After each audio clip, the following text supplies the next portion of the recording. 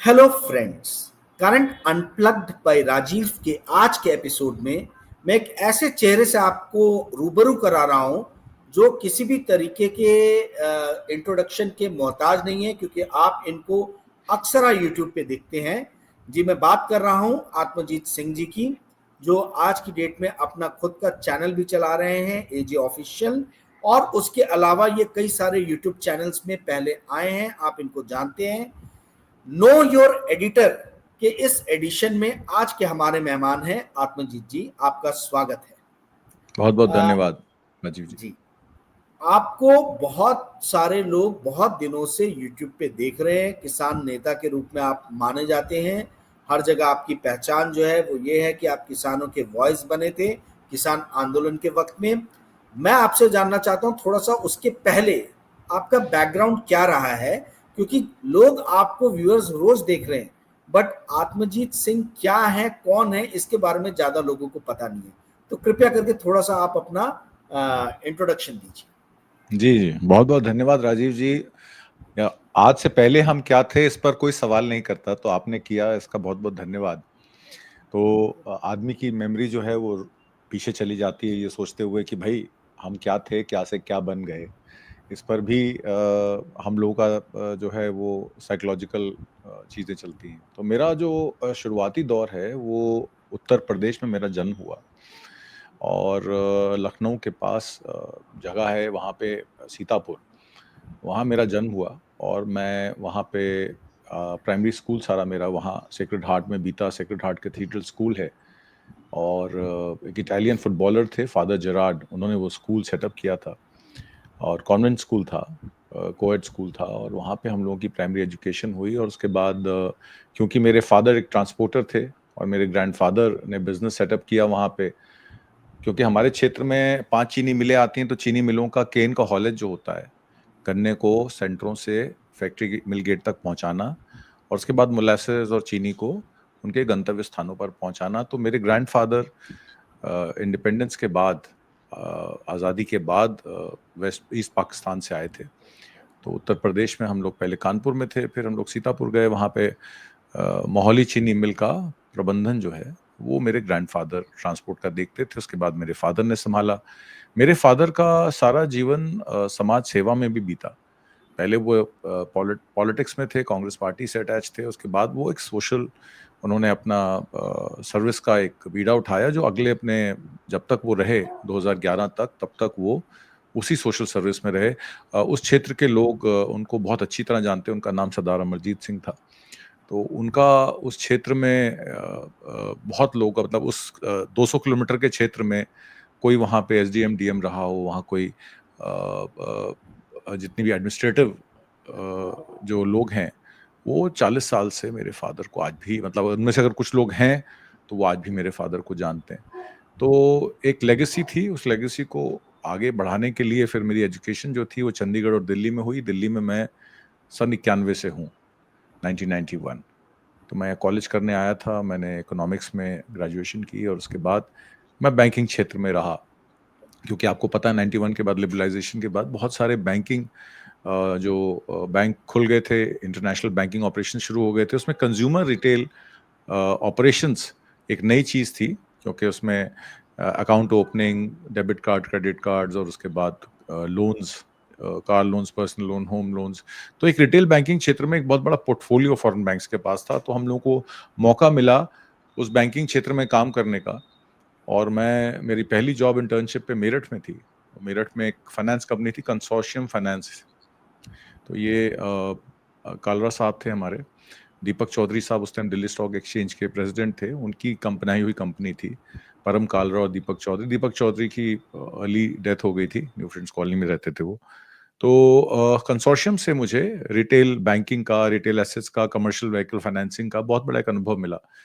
Entire western UP, Dehradun से लेके बरेली तक ऑपरेशंस में देखता था, डिपॉजिट से लेके डिसबर्सल्स और कमर्शियल फाइनेंसिंग।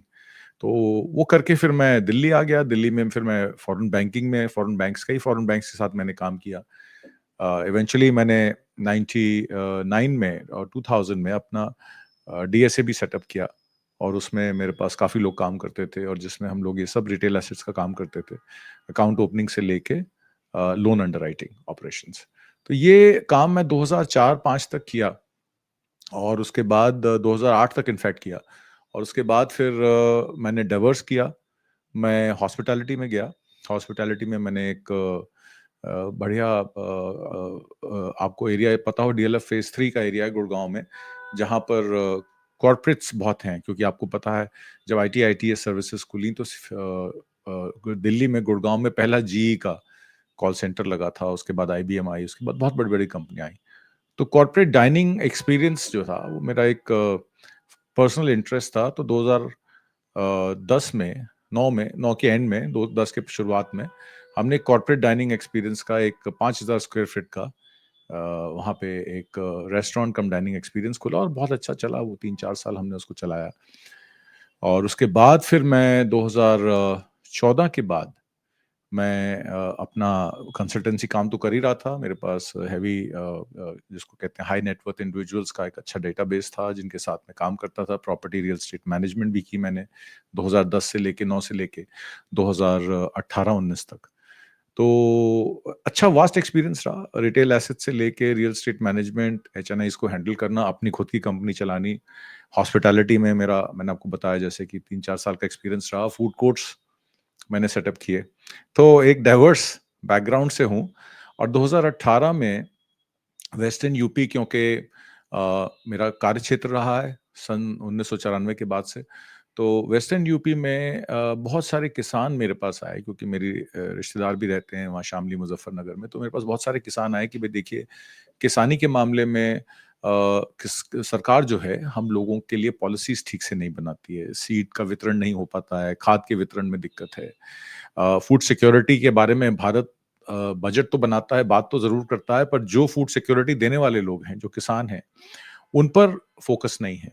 उनकी इंश्योरेंस हो, या उनका रिटायरमेंट बेनिफिट्स हो, या उनके बच्चों की स्कूल एजुकेशन का मामला हो, या हेल्थ बेनिफिट्स हो। आपको पता है सारे बड़े हॉस्पिटल बड़े शहरों में है, और जिस तरीके से एजुकेशन और हेल्थ महंगी होती जा रही है, उससे जो गरीब आदमी है, गरीब तबका है जो गांव में रहता है, उनको बड़ी परेशानी का सामना करना पड़ता है in terms of getting the right health and education benefits. और सोशल सिक्योरिटी तो हमारे देश में है ही नहीं। आपको पता है कि सोशल सिक्योरिटी हमारे देश में सरकार प्रोवाइड नहीं करती है।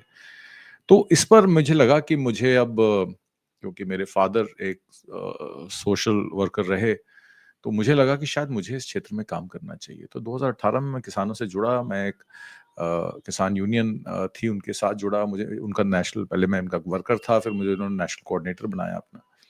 पहले मैं नेशनल कन्वीनर रहा एक ऑर्गेनाइजेशन का, फिर नेशनल कोऑर्डिनेटर बना एक बड़ी ऑर्गेनाइजेशन का। और किसान आंदोलन के दौरान मैं एसकेएम का, संयुक्त किसान मोर्चा का उत्तर प्रदेश से रिप्रेजेंटेटिव भी था, उनकी नेशनल कोऑर्डिनेशन कमेटी की मेंबर भी रहा, और उनके मीटिंग्स भी मैं अटेंड करता रहा। आज भी किसानों के मसले पर कोई बात होती है हरियाणा, पंजाब, वेस्टर्न यूपी में और ईस्टर्न यूपी में, तो मुझे जहां बुलाया जाता है, जहां मुझे बताया जाता है कि भाई मीटिंग है, आ जाइए। एमएसपी कमेटी को लेकर हम लोगों ने तमाम विवेचनाएं की थी। सरकार ने ये कहा था 2019-20 की चिट्ठी जब आई थी 21 की 11 दिसंबर को, कि हम एक ज्वाइंट बनाएंगे, कमेटी बनाएंगे, जिसमें एमएसपी को देश में व्यापी कैसे करना है उस पर बातचीत करेंगे। वो कमेटी बनी, पर उसमें एसकेएम का पार्टिसिपेशन नहीं हुआ, क्योंकि जो वादे किए गए वो वादे पूरे नहीं किए गए। फिर हम लोग अभी भी सरकार से एमएसपी को लेकर, अब पंजाब में फ्लड्स हैं उसको लेकर, तमाम तरीके से हमारा एक पब्लिक एक्शन कमेटी ग्रुप भी है, जिसमें एनजीटी के द्वारा, हाई कोर्ट्स के द्वारा, सुप्रीम कोर्ट के द्वारा हम तमाम पिटिशंस फाइल करते रहते हैं। आरटीआई पिटिशन भी फाइल करते हैं। और मैं ईवीएम को लेकर बहुत संजीदा था 2024 के इलेक्शन में। तो 2024 में हमने इंटरवेंशन पिटिशन भी डाली थी एडीआर के केस में, जिसमें ईवीएम से चुनाव कराना और बैलेट में जो पर्ची गिरती है उसकी गिनती करना अनिवार्य बनाने के लिए सुप्रीम कोर्ट में याचिका डाली थी। हालांकि वो याचिका जो है वो सक्सेसफुल नहीं हुई, क्योंकि बैलेट काउंटिंग होती है, उसमें ये कहा गया 5% तक बैलेट हम काउंट कर सकते हैं, 100% बैलेट काउंट करने का प्रोविजन नहीं है। तो तमाम इन मुद्दों पर काम कर रहा हूँ। It's process in the making. मुझे लगता है कि मैं शायद 10% भी अपनी योग्यता के अनुसार अभी नहीं कर पाया हूँ। अभी 90% काम करना बाकी है। जी। बहुत बढ़िया, बहुत शानदार। मुझे एक चीज बताइए, चूंकि आप किसानों से जुड़े हैं, आंदोलन से भी जुड़े हैं। भारत एक ऐसा मुझे मुल्क राष्ट्र नजर आता है जहां पे 65% जनता जो है वो खेती किसानी में जुड़ी हुई है, खेती किसानी के साथ जुड़ी हुई है। वोटर ब्लॉक भी बहुत बड़ा है खेती किसानी का, फार्मर्स को कोई इग्नोर नहीं कर सकता है। ये सारी चीजें होने के बावजूद भी इस देश में किसान जब पॉलिसी बनती है तो पॉलिसी फ्रंट पे किसान कहीं पे हाशिए पे नजर आता है। जैसे कि आपने ही बताया कि आप लोगों के संगठन ने जो मांगे रखी थी, सरकार ने वो सारी मांगों को पूर्ण नहीं किया। ठीक है, तो अपने वादा खिलाफी जो है वो हमें नजर आ रही है। तो ऐसा कैसे संभव है कि भाई जिस ब्लॉक का 60-65% जो है वो वोटिंग हो, वो ब्लॉक इतने ज्यादा जो है बुरी तरीके से नजरअंदाज किया जाए? कहाँ कमी पड़ रही है किसानों की एकता में? किसान एक वॉइस बन के क्यों नहीं इस सरकार को जो है उसके स्लम्बर, उसकी नींद से जो है उठा पा रहे?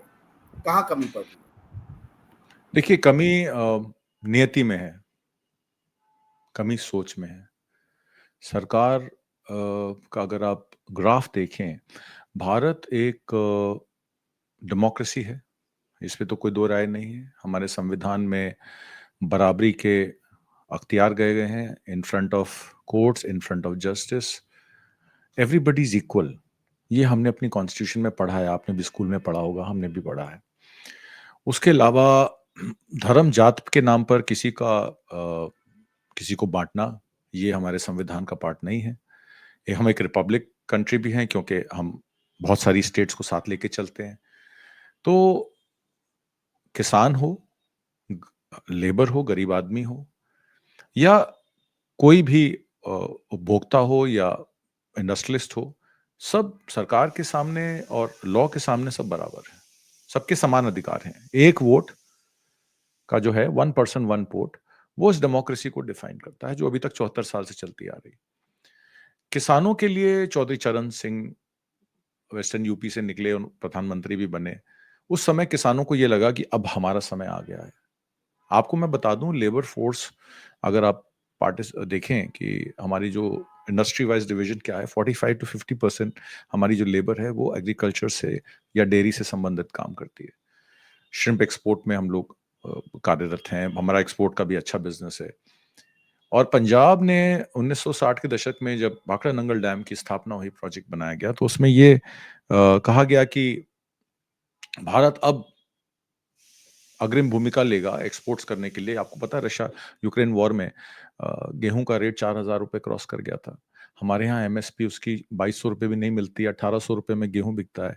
मंडी बोर्ड्स हर जगह नहीं चलते, पंजाब हरियाणा में फिर भी हैं, मध्य प्रदेश यूपी में तो मंडी का कानून जो है मध्य प्रदेश में तो खत्म कर दिया है, यूपी में ना के बराबर है। सब्सटेंस फार्मिंग है, 2 बीघे 3 बीघे 4 बीघे के स्मॉल लैंड होल्डिंग्स हैं। सरकार ने एक पॉलिसी बनाई 3 कृषि बिल में, जिसमें वो चाहती थी कि बड़े लैंड होल्डिंग्स बन जाएं, बड़े कॉर्पोरेट्स बड़े फार्म्स बनाएं, और जीएम सीड्स के जरिए और क्रॉप कल्टीवेशन के जरिए, इरिगेशन, बड़े प्रोसेसेस के जरिए हम एक्सपोर्ट का कारोबार करें। उसमें अदानी को एफसीआई के गोदाम देना और बहुत सारे इंडस्ट्रियलिस्ट को लेके आना। कॉटन फार्मिंग में आपने देखा किस तरीके से जीएम सीड द्वारा कॉट पिंक बॉलवर्म सुंडी जब आई तो कॉटन की क्रॉप्स खराब हुई। अब हमारी कल्टीवेशन एरिया जो कॉटन का है वो 30% ड्रॉप कर गया है, क्योंकि कैश क्रॉप है, अगर आप गलत बीज देंगे तो कैसे होगा। और फिर सरकार ने ड्यूटी 11 से 0% कर दी इस साल के वित्तीय वर्ष में। तो कॉटन का फार्मर भी मरा, मूंगफली का फार्मर मरा, विदर्भ का किसान भी ले लीजिए, महाराष्ट्र का, वो भी ग्रसित है, क्योंकि लागत के अनुसार हम लोगों को लागत का मूल्य नहीं मिलता है। क्योंकि किसानी से संबंधित हमारा परिवार रहा, गन्ने के किसानों के साथ और लोगों के साथ, तो बड़े अच्छे रिलेशंस, और मैं बचपन से ही खेतों में जाता रहा हूँ, तो मैं देखता रहा हूँ कैसे किसान पहले सींचता है, बीज बोता है। मैं आपको एक और एग्जांपल देता हूँ, अगर धान की बिजाई जो जून के महीने में होती है, जिस टाइम प्रेस्पिरेशन इतनी ज्यादा होती है, जमीन पे पानी भी देना पड़ता है, इतनी गर्मी होती है, वहां पे अगर खड़े होके आप 1 बीघा के अंदर, मैं कहता हूँ छोटे से एरिया में, धान भी बीज के देख लेंगे तो आपको नानी याद आ जाएगी।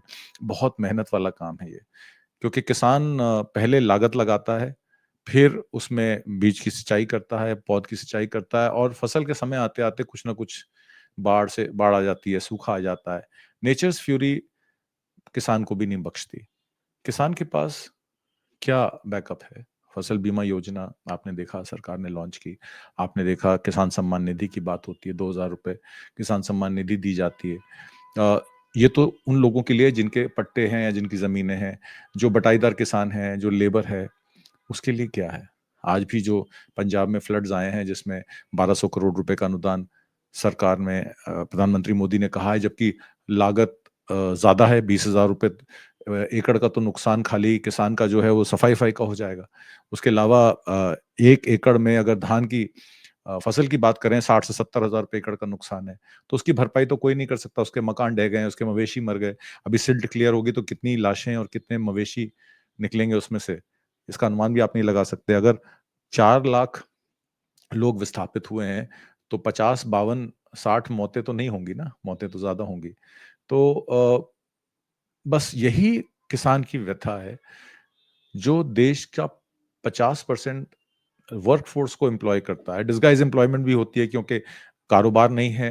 ऑर्गेनाइज सेक्टर में आप खुद ही कहते हैं एम्प्लॉयमेंट जनरेट नहीं हो रही, मैन्युफैक्चरिंग का जीडीपी का हिस्सा लगातार गिरता जा रहा है, 15 से 13% पे हम आ गए हैं। तो ये और सर्विसेज एक्सपोर्ट जो है आने वाले समय में एआई के द्वारा चैलेंज होगा। तो इंडस्ट्रियल हमारी जो लेबर फोर्स है, टोटल लेबर फोर्स में उसका शेयर 21% है, सर्विसेज में 20% है। तो मेजर लायन शेयर तो कृषि है ना, कृषि, डेयरी उत्पादन और एनिमल हस्बेंड्री। सरकार क्यों नहीं फोकस करती उन 50% लोगों पर? देश की 90 करोड़ आबादी, करीब 80 से 90 करोड़ आबादी कृषि से संबंधित है। अगर कृषि का विकास हो जाएगा, आपको याद होगा कृषि प्रधान देश कहा जाता था इस देश को। आज भी देश कृषि प्रधान है, पर हमारी एक्सपोर्ट पॉलिसीज, हमारी स्टोरेज पॉलिसीज, हमारी डिस्ट्रीब्यूशन पॉलिसीज, हमारी मंडी की पॉलिसीज किसान के हक में नहीं है। आड़ती उसमें पैसा कमा लेते हैं, मिडिलमैन उसमें पैसा कमा लेते हैं, जमींदार उसमें कॉम्पनसेशन सारी ले जाते हैं। तो ये कि किसान की व्यथा है जो कई सालों से चल रही है, मदर इंडिया से आज तक चल रही है, पर सरकार सुनती नहीं उसके बारे में। जी। मैं वही तो समझना चाह रहा हूँ आत्मजीत जी कि जहाँ पे 80-90 करोड़ लोग हैं, वो उन लोगों की वॉइस कैसे कमजोर हो जा रही है। ये एक बहुत बड़ा वोटिंग ब्लॉक है, और ये वोटिंग ब्लॉक भी यदि प्रेशर नहीं डाल पा रहा है डेमोक्रेसी में, पार्टिसिपेटिव डेमोक्रेसी जो है, जहां वोटिंग का अधिकार है और वोटिंग के बाद भी तरह तरीके अलग तरीके से पब्लिक प्रेशर क्रिएट किया जा सकता है, ऐसे माहौल में किसान जो है उसकी वॉइस क्यों नहीं सही जगह तक पहुंच पा रही है। ये हमने देखा है कि यूरोपियन यूनियन हो चाहे अमेरिका हो, आज डोनाल्ड ट्रंप जो इंडिया की, आप समझ लीजिए कि नकेल कस रहे हैं, वो इसीलिए तो कस रहे हैं कि वो चाहते हैं कि अमेरिका के किसानों के लिए इंडिया का मार्केट खुल जाए। तो अमेरिका जैसे सुपर पावर कंट्री में यदि वहां का राष्ट्रपति बात सुन रहा अपने किसानों की, तो इंडिया और वहां के किसान बहुत ही सक्सेसफुली इस चीज के लिए अमेरिका के राष्ट्रपति को समझा भी दे रहे हैं। तो भारत में क्यों ऐसा है कि बहुत ज्यादा आबादी खेती किसानी में एम्प्लॉय होने के बाद भी वो पॉलिसी मेकर्स की जो है वो कान नहीं उमेट पा रहे तरीके से, और अपने हिसाब से पॉलिसी नहीं बनवा पा रहे, किसान कहाँ वीक पड़ जा रहे हैं। देखिए सरकार की पॉलिसीज, मैं अब आपको एक छोटा सा वर्ल्ड व्यू दे देता हूँ। China is a communist country, but China ने प्रोडक्शन को स्ट्रीमलाइन किया। वेस्ट और चाइना की प्रोडक्शन, अगर आप सक्सेस की स्टोरी देखें तो 20 साल में अंतर उसका क्या है। चाइना ने प्रोडक्ट तैयार किया, उसकी मास प्रोडक्शन का बेसिस बनाया, फैक्ट्रीज लगाई, फिर प्रोडक्ट को लॉन्च किया कि मान लीजिए 10 रुपए की चीज़ है, अगर वो 1 रुपए में कैसे बनाई जा सकती है, उसको पहले रिसर्च की, रिसर्च डेवलपमेंट में पैसा खर्च किया। आप खुद ही अपने प्रोग्रामों में कहते हैं R&D और इन्वेस्टमेंट इस तरीके की बहुत ज़रूरी है। जब तक आप इन्वेस्टमेंट्स नहीं करेंगे R&D में, IPR में, तब तक आप आगे नहीं बढ़ सकते। तो रिसर्च एंड डेवलपमेंट चाइना ने करने के अलावा अपने प्रोडक्शन के मीन्स को कैसे कैसे उन मीन्स को अप्लाई किया जाए, कैसे उनको लोकलाइज किया जाए, किस तरीके से प्रोडक्शन लाइनअप बनाई जाए, किस तरीके से फैक्ट्री वर्कर्स को ट्रेन किया जाए, लेबर फोर्स को तैयार किया जाए, उसके बाद उस प्रोडक्ट को लॉन्च किया जाए। वेस्टर्न वर्ल्ड में हमेशा से ये रहा है कि इनोवेशन तो वो लोग भी करते हैं, R&D में अच्छा खासा बिलियंस ऑफ डॉलर पैसा खर्च होता है, पर वो प्रोडक्ट को लॉन्च करके फिर उसके मीन्स ऑफ प्रोडक्शन को डिसाइड करते हैं। तभी आप देखते हैं कि कोई नया प्रोडक्ट आता है, अब एआई के क्षेत्र में ही देख लीजिए, एआई में जब अमेरिका ने एआई लॉन्च की तो उसमें उनका खर्चा बिलियंस ऑफ डॉलर्स हो गया, और वही काम अगर डीप सीक ने किया तो उसने एक फ्रैक्शन ऑफ कॉस्ट, 1% कॉस्ट पे उसको कर दिया। तो ये जो ट्रेनिंग है, लेबर फोर्स की ट्रेनिंग, उनको फैक्ट्री वर्कर्स बनाना, उनको लाइन ऑफ प्रोडक्शन में डालना, ये किसी को सीखना है तो चाइना से सीखिए, जबकि चाइना एक कम्युनिस्ट कंट्री है, अमेरिका एक डेमोक्रेसी है। पर उस डेमोक्रेसी में क्या हुआ, ओलिगार्क्स डेवलप हो गए, बड़े बड़े उद्योगपति खड़े हो गए। भारत में क्या हो रहा है, भारत अमेरिकन मॉडल को फॉलो कर रहा है, भारत ओलिगार्क्स बना रहा है। आपने खुद ही देखा होगा, बहुत सारा डेटा आता है, सीएमआई का डेटा है और बहुत सारे डेटा है, इंटरनेशनल एजेंसीज का डेटा है, हमेशा कहते रहते हैं देखिए वेल्थ इनइक्वालिटी बढ़ गई है, 10% लोगों के पास 65% साधन है, जीडीपी का हिस्सा है, बैलेंस 35% में, आखिरी पायदान पे खड़े 50% के पास तो और कम है, 22% है, 20% है, 15% मिडिल क्लास है। मिडिल क्लास तो इस देश में खत्म हो गई है। तो इस देश में या तो लाभार्थी वर्ग है 80 करोड़ लोग, या 10% लोग जो अमीर हैं, उन अमीरों में भी 1% जो अमीर हैं वो बहुत ही अमीर हैं। तो ओलिगार्क मॉडल जिस तरीके से अमेरिका ने बनाया, वही ओलिगार्क मॉडल इंडिया में बनाने की कवायद ये सरकार कर रही है। अब इसमें कृषि, किसान, मजदूर, फैक्ट्री में काम करने वाला लेबर फोर्स, वो कहाँ स्टैंड करेगा?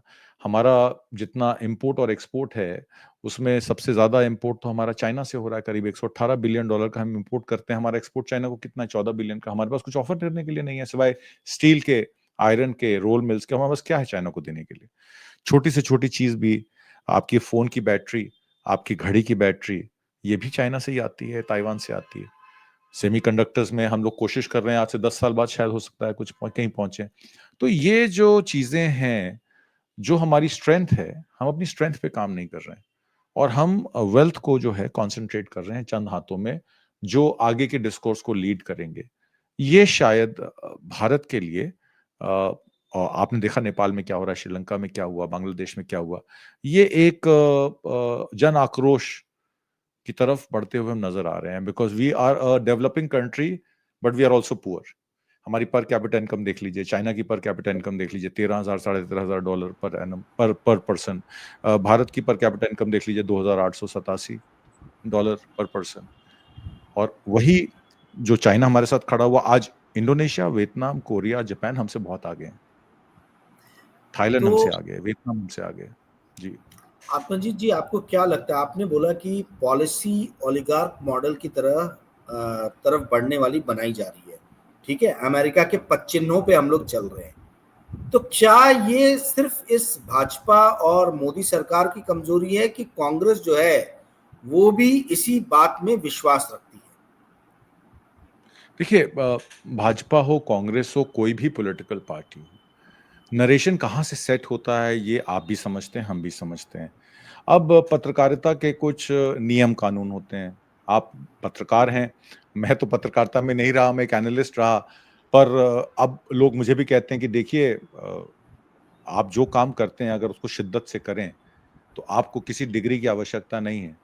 तो मैं अगर पत्रकारिता की डिग्री नहीं भी रखता, तब भी मैं कई सारी चीज़ें ऐसी भूल जाता हूँ या ऐसी रिसर्च करता हूँ कि लोग समझते हैं कि नहीं भाई, ये तो बड़े पत्रकार ही होंगे, जबकि मैं अपना डेजिग्नेशन सोशियो पॉलिटिकल एनालिस्ट ही लिखता हूँ।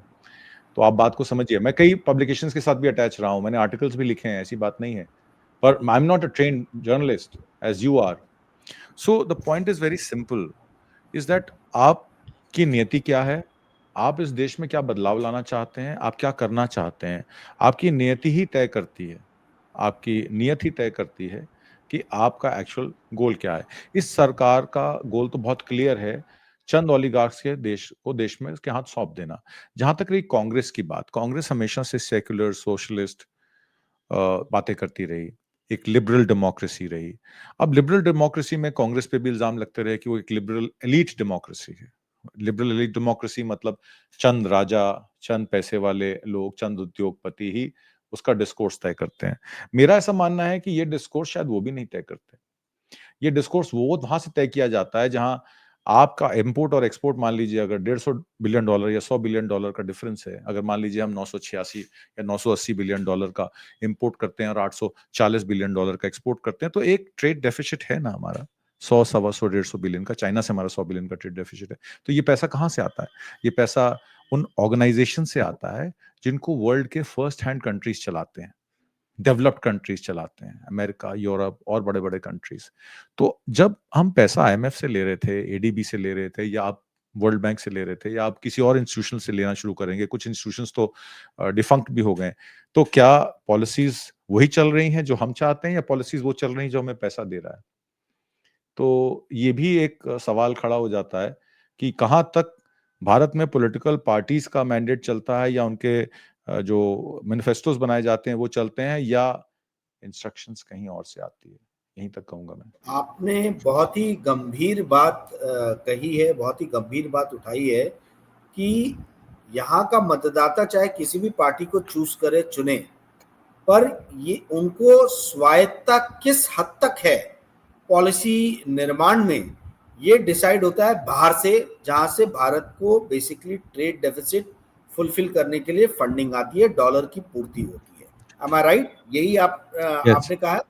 ठीक है। Yes, yes, yes. तो मैं ये समझना चाहता हूं कि जब यदि भारत की सरकारें या पॉलिटिकल पार्टी ही स्वायत्त नहीं है भारत के लोगों के लिए पॉलिसीज बनाने में, भारत के हितों में पॉलिसीज बनाने में, तो फिर भारत जो है उसमें श्रीलंका, बांग्लादेश या नेपाल जैसी स्थिति आज की डेट में क्यों नहीं उत्पन्न हो पा रही है? जो हमने पिछले 4 वर्षों में देखा कि पहले हमें नजर आया कि श्रीलंका में कैसे राजपक्षे बंधु अपदस्थ हुए, फिर हमने देखा शेख हसीना ने भाग के भारत में ही शरण ली, और कल हमने देखा कि ओली साहब ने इस्तीफा दिया।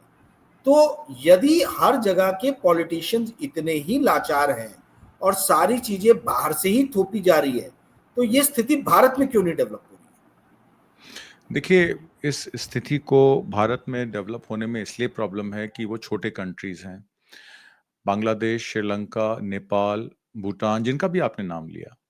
अभी भूटान नरेश आए थे, एक हाइड्रो प्रोजेक्ट अदानी साहब को दे गए। क्या वो अपनी इम्यूनिटी बाय कर गए? सवाल ये भी खड़ा होता है। नेपाल में ही क्यों अनरेस्ट हुआ? ओली की सरकार में क्या वो शी जिनपिंग की गोद में जाके बैठ गए थे? श्रीलंका में पहले क्राइसिस आया आपका खाद्य सुरक्षा का, कि खाद नहीं मिल रही है, जैविक खेती कैसे करनी है, उसमें उनकी राइस प्रोडक्शन बिल्कुल खत्म हो गई, और उसके बाद बैलेंस ऑफ पेमेंट क्राइसिस आ गया। बांग्लादेश में शेख हसीना की सरकार थी, पर शेख हसीना की सरकार के साथ अमेरिका के रिश्ते हमेशा खट्टे मीठे रहे, और फिर उसके बाद जब उनको अपने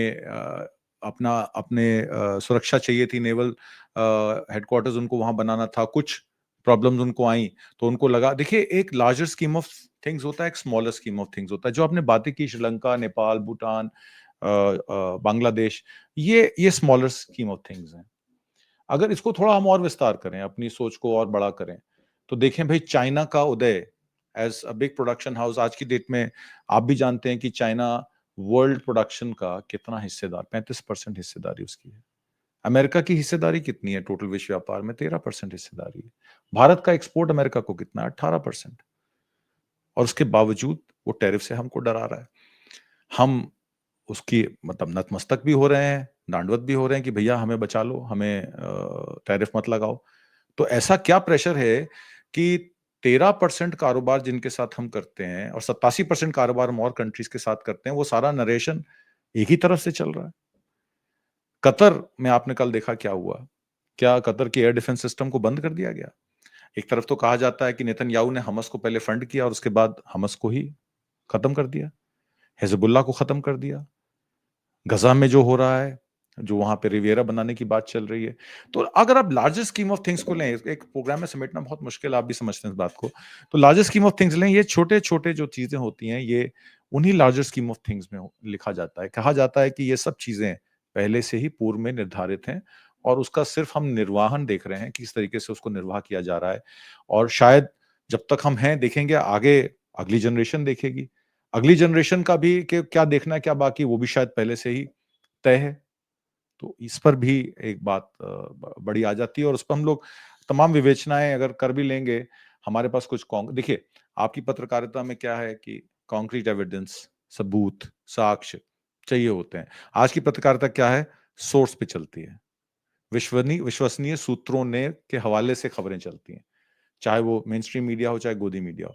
तो क्योंकि सब चीजें विश्वसनीय सूत्रों से चल रही हैं, साक्ष्य तो है नहीं, तो जो बात मैंने की वो भी विश्वसनीय सूत्रों द्वारा बताई गई है, साक्ष्य तो है नहीं, तो उसको ऑथेंटिकेट कैसे करेंगे? But yes, we should agree that smaller scheme of things are basically a discourse for larger plans that have already been made. जी। आत्मजीत जी, आपने बताया कि आपके पिताजी कांग्रेस से जुड़े हुए थे, आप यूपी से आते हैं। हमने देखा कि कांग्रेस का एक टाइम में जलजला था यूपी के अंदर में, बहुत ही बढ़िया बेहतरीन कांग्रेस प्रदर्शन करती आई यूपी में, और जैसे जैसे कांग्रेस यूपी में कमजोर हुई, उसकी पकड़ केंद्र में भी कमजोर हुई। मैं आपसे समझना और जानना चाहता हूं, पहली चीज कि आज की स्थिति में कांग्रेस की क्या स्थिति है यूपी में, कैडर बना है कि नहीं बना है, कि समाजवादी पार्टी पे ही ये पूरी तरीके से निर्भर है। दूसरी चीज, कांग्रेस इस स्थिति में पहुंची कैसे यूपी में और भारत में, एज ए पॉलिटिकल एनालिस्ट, जरा इस पे आप थोड़ा प्रकाश डालें। देखिए, जहां तक कांग्रेस पार्टी का सवाल है, कांग्रेस पार्टी एक विचारधारा है। कांग्रेस पार्टी में कोई एंट्री एग्जिट बैरियर्स नहीं है। देखिए, संघ नागपुर में है, आप नागपुर में रहते हैं। संघ जो है उसका एक डिसिप्लिन है। संघ के कार्यकर्ता या संघ के वर्कर आप तब बन सकते हैं जब आप उनके साथ बिल्कुल अलाइन होते हैं। 100%, 90% नहीं चलता है संघ में, 100%। इसका मतलब है कि आपकी थॉट प्रोसेस, आपकी ओरिएंटेशन संघ को मैच करती है, तभी आप संघ के साथ हो सकते हैं। कांग्रेस तो ओपन हाउस है। किसी भी विचारधारा का आदमी, माइनॉरिटी का हो, शोषित समाज का हो, अग्रिम जाति का हो, पिछड़ी जाति का हो, किसान हो, मजदूर हो, फैक्ट्री वर्कर हो, फैक्ट्री ओनर हो, ये सब कांग्रेस पार्टी की विचारधारा के साथ चलते हैं। और कांग्रेस की विचारधारा देश की आजादी के बाद से पहले की विचारधारा जो बनी थी पल्नरी सेशन में, वहां से वो कांग्रेस जो है उत्पन्न होती है। उसके बाद हमें इंडिपेंडेंस मिलती है। महात्मा गांधी और जवाहरलाल नेहरू नए भारत की नई परिकल्पना करते हैं, जिसमें कांग्रेस इसलिए वैलिडेट होती है क्योंकि कांग्रेस सबको साथ लेके चलती है। आजादी की लड़ाई में भी रही, हिंदू मुस्लिम सिख ईसाई सब आपस में भाई भाई, राष्ट्रीय एकता का मिशन लॉन्च करती है और उसको आगे बढ़ाते हैं। फिर वो इंडस्ट्रियलाइजेशन की बात आती है तो कोऑपरेटिव फेडरलिज्म पे बात आ जाती है, लेवल प्लेइंग फील्ड की बात आती है, स्टेट कोऑपरेशन की बात आ जाती है। वो सब कांग्रेस पार्टी ने किया। 60, 70, 80 के दशक, मेरे फादर 90 के दशक तक रहे, 90 के लेट 90s तक रहे कांग्रेस में। तो जो उन्होंने, उसके बाद वो सोशल सर्विस में आ गए। तो जो उन्होंने कांग्रेस देखी, फ्लड विक्टिम्स को हेल्प करना, गरीब को एजुकेशन देना, हेल्थ देना, उसको इंडिपेंडेंटली खड़ा करना, और जवाहरलाल नेहरू ने वो इंस्टीट्यूशंस बनाए। इंडस्ट्रियलाइजेशन मतलब जब हुआ, बैंकिंग का भी, भाखड़ा नंगल डैम आया, बड़े बड़े स्टील रोलिंग मिल्स प्लांट आए, रशिया से मशीनरी आई। तो इंडस्ट्रियलाइजेशन हमने देखा और जॉब जनरेशन भी हुई क्योंकि हमारे लेबर इंटेंसिव काम चाहिए था। भारत एक प्रगति पथ पे था। सन 1991 में लिबरलाइजेशन होती है, फाइनेंस मिनिस्टर बनते हैं मनमोहन सिंह, उसके बाद प्रधानमंत्री 2 बार बनते हैं। तो वो प्रोग्रेस, इंडस्ट्रियलाइजेशन और आपका सबको साथ लेके चलने का, भारत एक डेवलप कंट्री बनाने का, वो चलता रहा। कहीं ना कहीं जब यूपीए 2 आती है, यूपीए 2 में आपको पता है कि उसमें 150 के करीब कांग्रेस की स्ट्रेंथ थी और बाकी आउटसाइड सपोर्ट था। उसमें कम्युनिस्ट पार्टीज भी थी, रीजनल पार्टीज भी थी। उसके सपोर्ट से वो पार्टी सरकार बनाती है। उसमें करप्शन के चार्जेस लग जाते हैं। अब वो करप्शन के चार्जेस या कोल के से रिलेटेड हो, सर, टू जी मैं थ्री जी से करेक्ट रिलेटेड करना चाहूंगा, यूपीए 2 जी में 206, जहां तक मेरी मेमोरी आ 206, रही है, मतलब यूपीए 206 1 में थे। 150 थे, एक में हाँ, 150 थे, एक में 206 थे। तो यूपीए 1 में 150 होंगे तो यूपीए 2 में 206 होंगे। पर थी सरकार मिली जुली, वो मिली जुली सरकार थी जिसका जो बेसिक था कि मैक्सिमम गवर्नेंस और मिनिमम वो। तो जब सरकार बनी यूपीए 1 के बाद यूपीए 2 की, 206 से जब 150 पे आए, उस समय भी एक बात चली कि मनमोहन सिंह के नाम पे इलेक्शन लड़ा गया। नहीं, मनमोहन सिंह तो खैर राज्यसभा के थ्रू आए थे। मनमोहन सिंह पॉलिटिशियन तो थे नहीं, he was an economist, he was RBI governor. So मेरा कहने का मतलब ये है कि जब ये देश में प्रोग्रेस की राजनीति की बात हुई, देश में सबको साथ लेके चलने की बात हुई, देश को डेवलप करने की बात हुई, तो उसमें करप्शन के चार्जेस लगे। और उस टाइम पे इंडिया अगेंस्ट करप्शन आया, आईएसी आया, जिसमें अन्ना हजारे और भी बहुत सारे लोग, अरविंद केजरीवाल, आम आदमी पार्टी की उत्पत्ति वहीं से होती, बहुत सारे सिविल सोसाइटी वर्कर्स। बाद में ये भी इल्जाम लग जाता है कि वो आईएसी जो था वो आरएसएस और बाहर की एजेंसियों द्वारा सपोर्टेड था। तो जो आप बांग्लादेश, श्रीलंका में देख रहे हैं, क्या ऐसा तो नहीं है कि 2014 में भारत में वो ऑलरेडी हो चुका है? सवाल ये भी खड़ा होता है। 2014 का जो इंडिया अगेंस्ट करप्शन था, क्या वो भारत में रिजीम चेंज करने का, भारत जिस प्रोग्रेस में था, 2010 में कहा जा रहा था मनमोहन सिंह सरकार के समय कि भारत अगर 8, 8.5% से ग्रो करता रहा जीडीपी से, जो कर रहा था उस समय, तो अगले 20 साल में हम चाइना के आगे भी निकल सकते हैं, चाइना की बराबरी भी कर सकते हैं। तो ऐसा क्या हुआ 2010 के बाद कि भारत की जीडीपी ग्रोथ, जो कि स्टैंडर्ड जीडीपी 6%, अगर हम ज्यादा कुछ ना भी करें, हमारी पॉपुलेशन, हमारी डोमेस्टिक कंजम्पशन इतनी है कि हम लोग 6% जीडीपी पे ग्रो कर सकते हैं, तो ऐसा क्या हुआ कि 8.5% ग्रो करने वाला देश 6% पे आके रुक गया? सवाल ये खड़ा जी होता है। जी तो क्या मेरा ऑपरेशन इंडिया ऑलरेडी 2014 में कर दिया गया था? और कांग्रेस की बात जहां आपने की, वो भी इसी से रिलेटेड है। कांग्रेस पे जो इल्जाम लगाए गए करप्शन के, वो प्रूव नहीं हुए। 2G 3G स्कैम, कोल स्कैम, सुप्रीम कोर्ट में स्टैंड नहीं किया, कोई उनके पास एविडेंस नहीं थे, पर एक वो नरेशन बनाई गई कांग्रेस को गिराने के लिए। और कांग्रेस हमेशा से इन मामलों पर स्ट्रगल करती रही, क्योंकि कांग्रेस एक विचारधारा है, पार्टी की जगह एक विचारधारा है, जिसमें लोग आते हैं जाते हैं। तो कांग्रेस का जो गवर्नेंस मॉडल है वो सबको साथ लेके चलने का है। तो इसलिए कांग्रेस अपने आप को एक व्यक्ति विशेष की पार्टी या एक व्यक्ति विशेष की विचारधारा के अनुरूप नहीं खड़ा कर पाई। और जब मनमोहन सिंह सरकार में ये इल्जाम लगे कि वो मनमोहन सिंह है, वो उसके लिए एक वाटरलू साबित हुआ कांग्रेस पार्टी के लिए। और उधर मोदी जी, क्योंकि वो सीएम रहे थे 2022 से, और फिर वो जब 2002 से, और फिर वो जब 2022 में मेन स्ट्रीम पॉलिटिक्स में ये अपना पार्लियामेंट में आते हैं, तो ऐसा लगा 2022 में नहीं, सॉरी 2002 से 2012 तक, और 2013 में शायद वो लोकसभा में आए।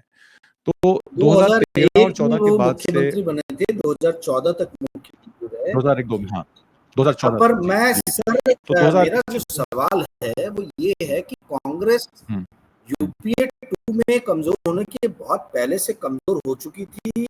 अटल बिहारी वाजपेयी जी ने सरकार बनाई थी 1998 में, और खास तौर पे जो जिस राज्य में आप रह रहे हैं यूपी में, इसमें तो 1990s में कांग्रेस पूरी तरीके से नदारद थी।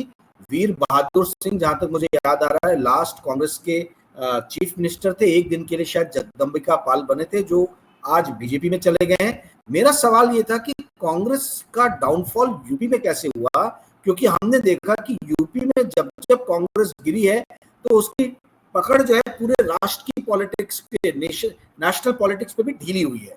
खैर, वीडियो लंबा हो जाएगा, संक्षेप में यदि आप बता सकें तो अवश्य, अन्यथा जी, किसी एपिसोड में मैं बात 2 करेंगे। मिनट में कोशिश करूंगा इसको समेटने की। As far as UP is concern, UP को इसलिए कहा जाता है कि 80 एमपीज यूपी से आते हैं, तो जाहिर तौर पे यूपी की रिप्रेजेंटेशन जाते हैं, कहते हैं कि दिल्ली का रास्ता यूपी से निकलता है। कांग्रेस ने कुछ गलतियां की। कांग्रेस की जो सबसे बड़ी गलती यूपी में हुई कि सबको साथ लेके चलने की पार्टी की जो कवायद थी, वो यूपी में शायद कामयाब नहीं हुई, व्यक्ति विशेष पे रह गई। Upper caste politics, Uttar Pradesh में कांग्रेस का एक टैग लग गया कि ब्राह्मण पंडित बनिया पार्टी बन गई है, मतलब वहां पर जो अपर कास्ट होता है वही सीएम बनता है। इसलिए जो लोअर तबके के लोग हैं, 65 से 70% आबादी है, उनकी नहीं सुनी जाती है। जो इल्जाम आज चिपक रहा है मोदी सरकार पर, वही शायद इल्जाम चिपका उस समय पर। इसीलिए सोशलिस्ट पार्टीज अलग हो गई, बसपा बनी, फिर मुलायम सिंह बने। उसके बाद उसका फायदा किसको हुआ? रीजनल पार्टीज कौन थी? सोशलिस्ट पार्टी या तो समाजवादी पार्टी थी, या बसपा यानी कि मायावती थी। मायावती 2 टर्म रही, आपका समाजवादी पार्टी 3 टर्म रही, और उसके बाद अब भारतीय जनता पार्टी आ गई है। तो भारतीय जनता पार्टी भी वही कर रही है जो कांग्रेस उस दशक में कर रही थी, 80 के दशक में, जिसका आपने नाम लिया। नरेंद्र तिवारी रहे, उससे पहले वीर बहादुर सिंह रहे। तो शायद अब समय आ गया है, राहुल गांधी जिस बात को कर रहे हैं सोशल जस्टिस वाली, वो अब जिस तरह से बिहार का इलेक्शन आ रहा है, वही यूपी का भी 2027 में आगाज रहेगा। सबको साथ लेके चलने का, सबको उनकी जितनी हिस्सेदारी उतनी उसको, जिसकी आबादी के हिसाब से हिस्सेदारी, in terms of governance also.